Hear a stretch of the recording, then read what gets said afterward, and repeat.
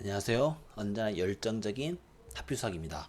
자, 이번엔 소아고등학교 2023년 2학년 2학기 중간고사 문제를 한번 분석해 보도록 하겠습니다.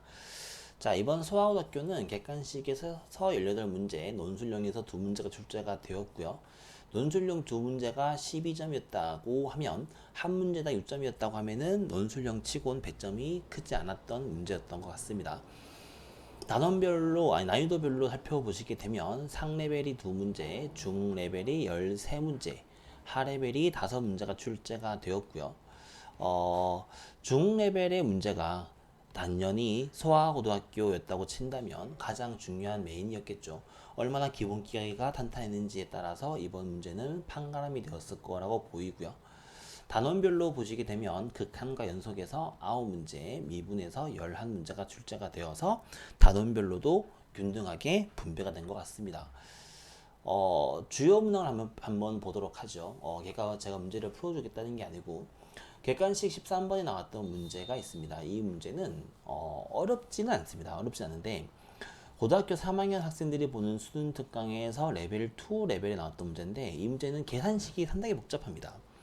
계산식이 상당히 복잡하고 이게 시험에서 본다고 하면은 마음 한편으로는 이걸 다 해봐야 하나라는 생각이 들 정도로 조금 노가다가 많고 계산식이 많다 보니까 시간이 촉박한 문제에서는 실수할 수도 있겠지만 다른 시간상 다른 문제에도 지장을 줄 수 있었던 그런 문제였던 걸로 보이고요. 다음 객관식 18번 문제는 도형상에 나오는 극한 문제는 어떻게 보면은 삼각형 아니 도형의 극한 문제에서 함수 극한 문제에서 가장 기본적으로 많이 나오는 문제 유형이죠. 모의고사에서 거의 킬러로 나왔던 29번 문제에 소속되어 있는 문제인데 이 문제는 아까 마찬가지로 뭐 난이도가 높았다라기보다는 시간 싸움이라는 거죠. 근데 요거는 제가 계속 시간 싸움입니다. 문제가 어렵지 않습니다라고 말씀드리고 있는 이유는 기본기가 탄탄한 친구들 같은 경우는 혹은 어느 정도 공부를 많이 해본 친구라고 한다면 이런 문제를 적게 다뤄보진 않았을 겁니다. 함수의 극한의 마지막 활용에서 나오는 도형에 나오는 활용 문제는 거의 어느 정도 공부가 된 친구한테는 많이 능숙하게 숙달이 된 친구, 아니 숙달이 된 문제라고 보실 수 있고요. 그래서 점 2개를 주면서 뭐 직각 만들어서 문제를 푸는 거는 어려운 문제는 아니죠. 얘는 상당히 귀찮은 문제이기도 합니다. 그렇기 때문에 이번 시험은 소아고등학교 이번 시험은 난이도별로 어려웠다기보다는 아이들한테 얼마나 단단한 기본기가 쌓아져 있니를 물어보는 그런 문제 시험이라고 보지 않을까. 자, 정리를 한번 해보게 되면 이번 문제는 전반적으로는 중간 레벨이었던 것 같고요. 작년 시험보다도 조금 더 쉬웠던 것 같습니다. 제가 아직 많은 친구들의 점수를 들어보지는 못했지만 이 정도 난이도의 소아고등학교였다는 걸 감안한다면 한 2개 틀리면 1등급 컷이 조금 불안하지 않을까 생각을 하고요. 한 3개 정도 틀려서 한 80점 중반 정도가 되면 2등급 컷이 되지 않을까 라고 생각이 들 정도로 그렇기 때문에 이번 문제에서 한 3, 4개 틀린 친구들이 2등급 컷에 걸릴 수도 있을 것 같기도 하고요.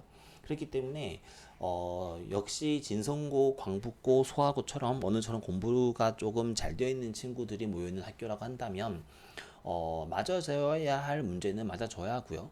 어쩔 수 없는 문제는 틀려야겠지만 맞을 수 있는 문제는 정확하게 맞아줘야지만 등급 관리에서 조금 수월하실 수가 있는데 이번 시험 문제는 수능 특강이라든가 수능 완성이라든가 혹은 학교 프린트라든가 그런 문제들을 충분히 반복을 해야 하는데 사실 요 교재와 요 프린트는 갑자기 공부를 해야 되는 교재가 아니죠.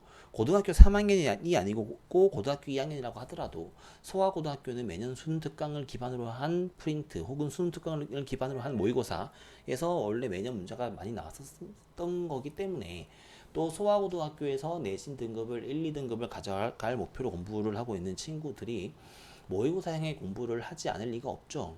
그렇기 때문에 제가 이 문제가 비교적 수월했다라고 말씀을 드리는 거는 전체적인 난이도를 보고 왔다기보다는 소아고등학교를 비춰봤을 때 이번 시험이 난이도가 평이했다라는 거지.